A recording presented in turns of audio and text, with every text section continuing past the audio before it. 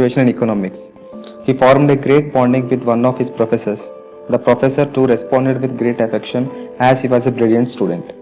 Once, as the professor was walking by, the student went to him and said, "Sir, I want to talk to you. Kindly can you please allot me 5 minutes of your time?" To which the professor replied, "No, no, not now," and walked away. The student felt hurt and thought, "Every time Sir was excited to have a talk with me, he never backed me off." Feeling depressed, he stood outside the staff room. The professor went inside and exchanged laughs with his co-professors and had a small talk with them and went to his car. Meanwhile, the student ran to him and again asked him, "Sir, just for 2 minutes I want to talk to you." The professor again replied, "I told you, my child, not now. I don't want to talk to you right now. I am sorry." And he drove away. And after that incident, the professor didn't attend the college for 4 days. In these days, the student went to the staff room and asked other professor about him. They said, "No, he is absent today." After 4 days, the professor came to the college and in the classroom, he saw the boy. Surprisingly, he said, "Why do you look so dull? Come and meet me in the staff room." After the class, both went to the staff room. The eyes of the students have sunken deep inside. With an untrimmed beard, he looked weak. The professor asked, "Why are you so? Are you sick?" To which the student replied, "No, sir, I am deeply hurt." Professor asked, "Why are you hurt? Who did hurt you?" "Sir, 4 days back I came to have an interaction with you. You said not now and went to the staff room and interacted with everyone. You did see me standing outside and said nothing. And when you are going, I came running by, but you drove away. I am totally hurt, sir. The books too didn't help me out. Don't know why, but I haven't gone to mess for eating. I just lied on my bed. In case if you haven't come today, probably by the next 3 days I would have committed suicide." The professor stood from his chair and told the student to have his seat. "The grievance that you have undergone until now, write an article upon it and hand it over to me." The student wrote and submitted to him. The professor said, "You are a brilliant student.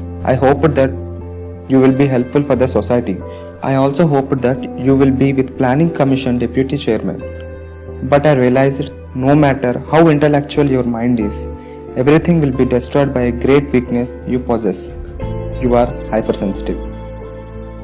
Do you know why I have left? I had a terrible headache. Due to the terrible headache, I felt that I cannot handle the classes for the rest of the day. So I went to the professors, exchanged some laughs and intimated them that I am taking a leave due to headache and went to my car. Meanwhile, you came to me. I thought it might be a small doubt, so I ignored you and said not now and drove away. As I went home, I have been affected with a viral fever. To get cured, it took me 4 days.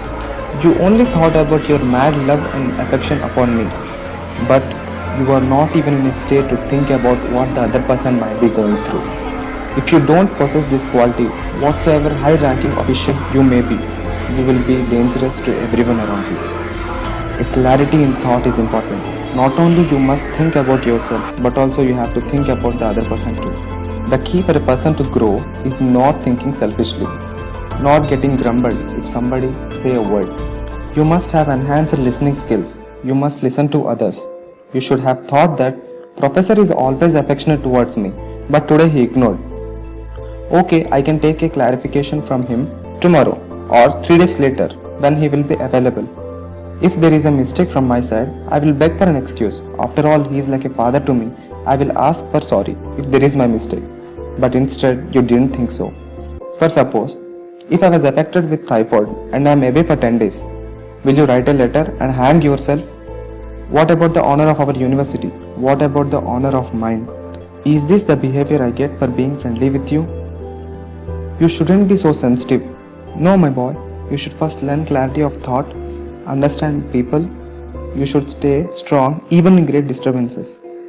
Not possessing these qualities and placing yourself in a high-ranking position, you will be dangerous to yourself and society both. Learn and rectify yourself. This is the value of education. Without these qualities, no matter what degree of education you may hold, it is just a piece of paper. From this story, we should understand that to grow as a better person, there are certain qualities we must possess.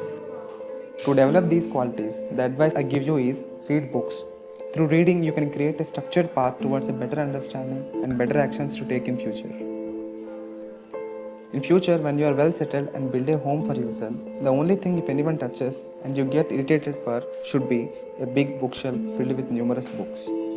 Good books mold your character.